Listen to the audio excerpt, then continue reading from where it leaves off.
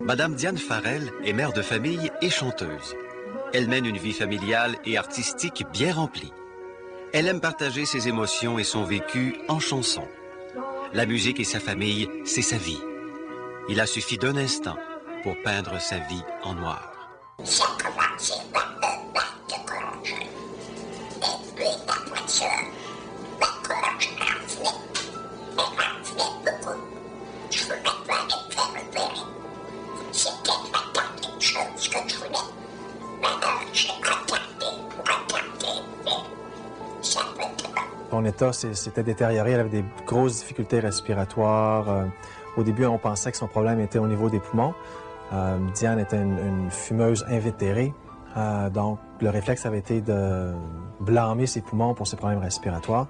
Mais d'après quelques tests et investigations, on s'est rendu compte que son problème n'était pas au niveau de ses poumons, mais bien au niveau de sa gorge, dans son larynx, où on a trouvé une tumeur qu'on appelle un carcinome épidermoïde, qui est un type de cancer qu'on retrouve régulièrement, malheureusement, dans le larynx. Les causes du cancer du larynx sont les mêmes que les causes d'un peu toutes les tumeurs qu'on retrouve dans la sphère ORL, c'est-à-dire les tumeurs de la langue, de la gorge, la bouche.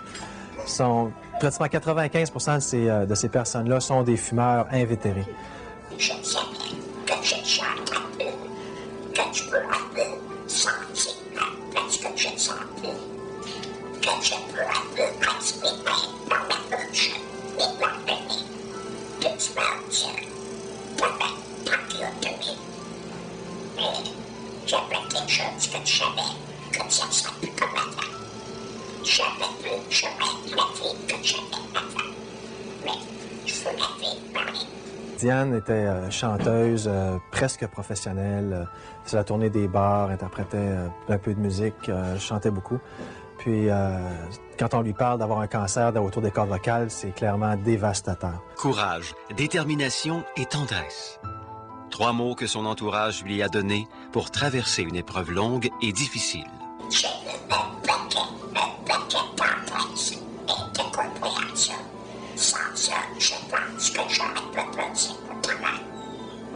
Et surtout, un médecin en nombre. Au CHU, on est gâté d'avoir une équipe qui est inclue dans le programme Qualité de vie, qui inclut les personnes dont on venait de parler. Il y a un orthophoniste spécifiquement attitré à ces patients-là qui va les aider.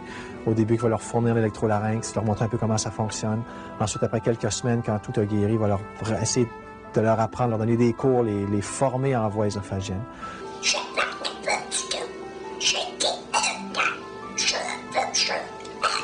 l'observais elle-son. Le docteur croyait que jamais ça sortirait.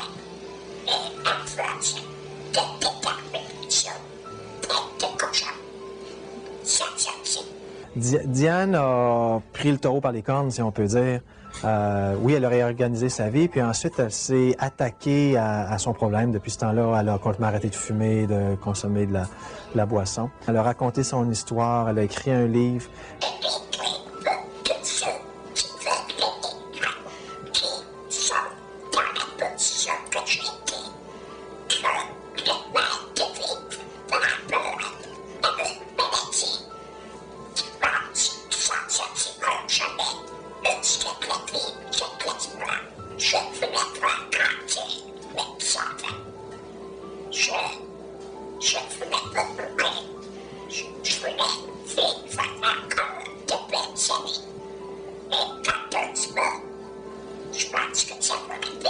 Depuis 7 ans maintenant, elle profite au maximum du temps qui passe avec les gens qu'elle aime.